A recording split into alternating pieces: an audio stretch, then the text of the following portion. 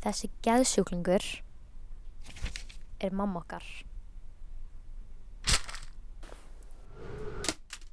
Andskotin.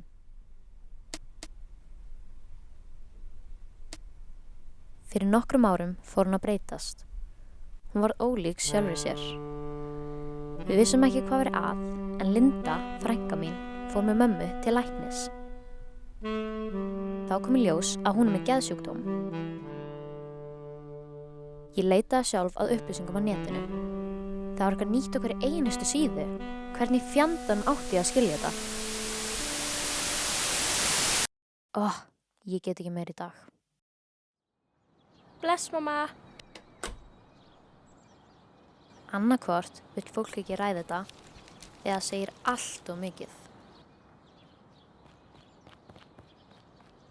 Daginn, stelpur. Hvernig hefur mamma ykkur það? Eitthvað skári? Týr ekkert slæmu karl, en hann heldur á staðan sé svona. Hún hefur það fínt. Takk.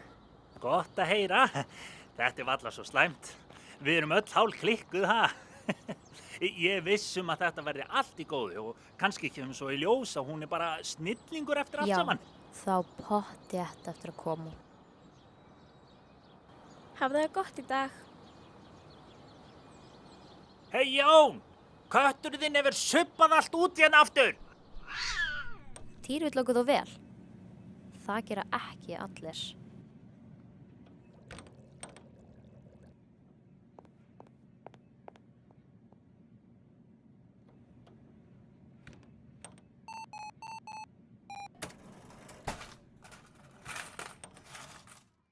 Sko, þegar pabbi vissi hvað gert, var hann alveg geðveikur. Hann öskraði og skellti hurðum. Það fóru allir alveg á taugum. Hann hefur ekkert talað okkur í dag. Ekki orð. Hann lætur alltaf svo hann þarf að bilast. Stundum erfitt að vera ekki reiður þegar fólk hugsar ekki áður en það talar. En get ég verið sár þegar það ekki verið að tala um mömmu mína? Yfirþjónninn hafði hringt og húðskammaðan fyrir að geðsjúklingum væri hleypt út á meðal snyrtilegs og heiðvirðs fólks á fínum matsölustöðum.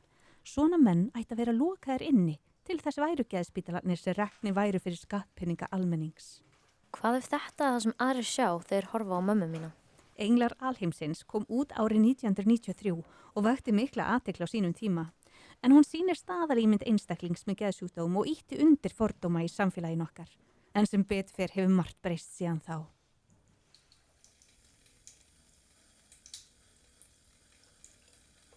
En hefur þetta eitthvað breyst?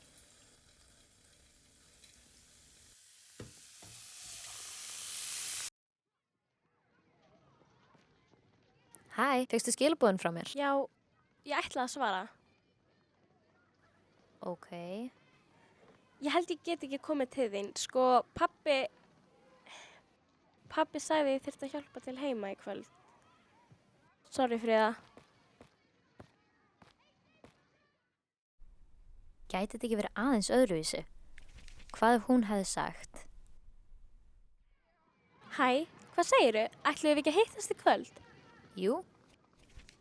Og hvað ef hún hefði sagt? Við varum rosalega reiður í gærkvöldi.